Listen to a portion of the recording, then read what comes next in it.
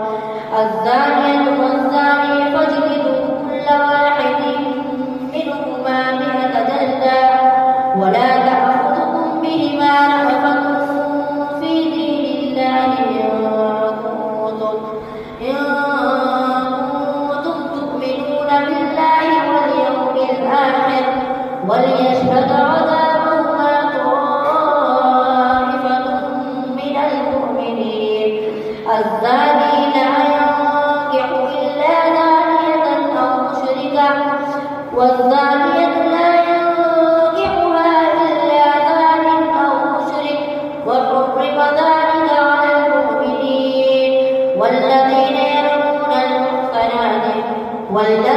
يرمون المحصنات ثم لم يأتوا بأربعة